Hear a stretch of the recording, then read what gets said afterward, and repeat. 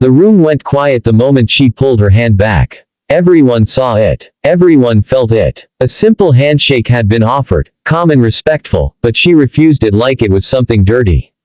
Her eyes were cold, her chin slightly raised, and the words she said hung in the air like ice.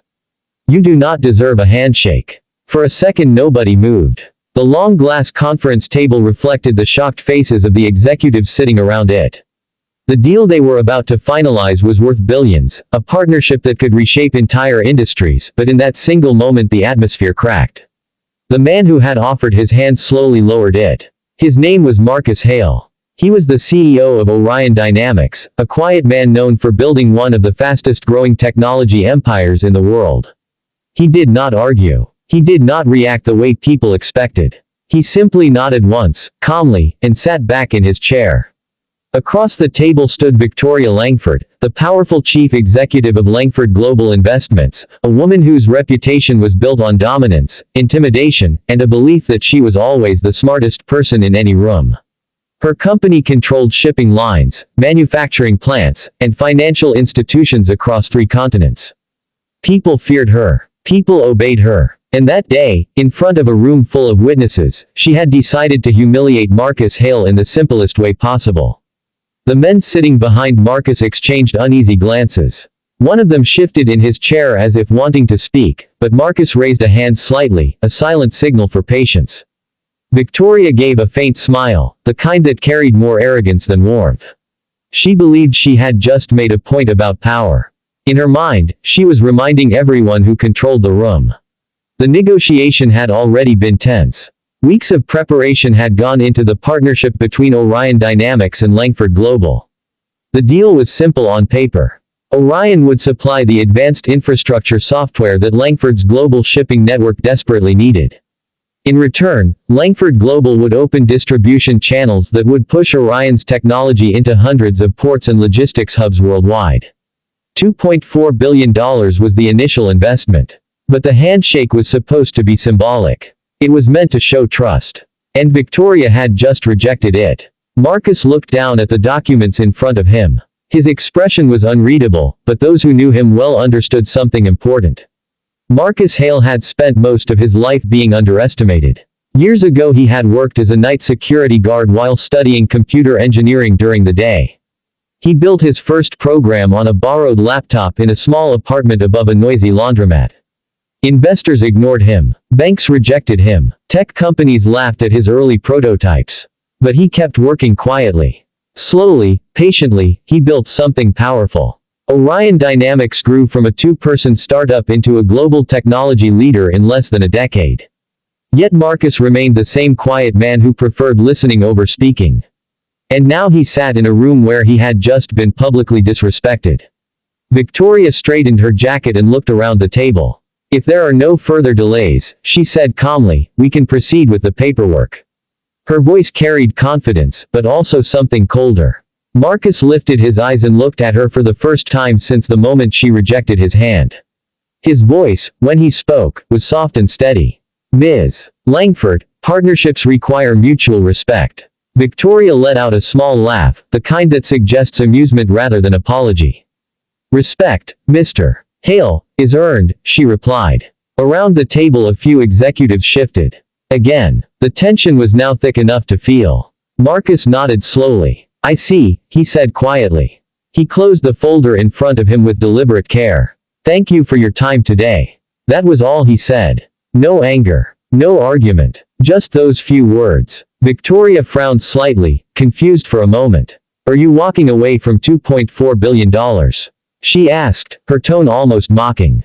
Marcus stood up calmly. Sometimes the most expensive mistake is the one you cannot see yet, he said. Then he turned and walked out of the room. His team followed him silently. Behind them, the heavy glass doors closed with a quiet click. Victoria rolled her eyes and sat down. She believed the moment was nothing more than a dramatic exit from a man who would eventually return.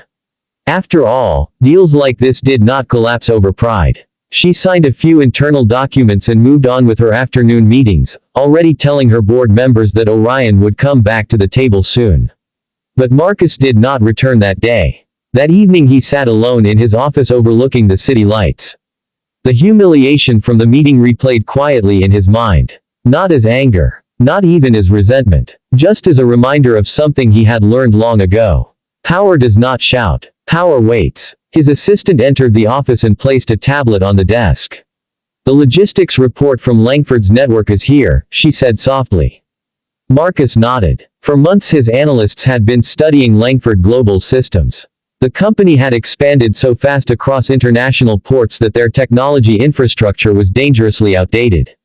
Their shipping routes relied on Orion's proprietary routing software during the trial phase of negotiations. Without it, their predictive scheduling, cargo tracking, and automated port coordination would collapse into manual operations almost overnight. Marcus had offered them a long-term license as part of the partnership. But the trial license was temporary. It expired at midnight. Marcus looked at the digital clock on his desk. 11:47 p.m. Outside, the city moved normally, unaware of what was about to happen. His assistant hesitated before speaking again. The trial license ends tonight. Do you want us to extend it? Marcus remained quiet for several seconds. He thought about the handshake. About the words spoken in that conference room.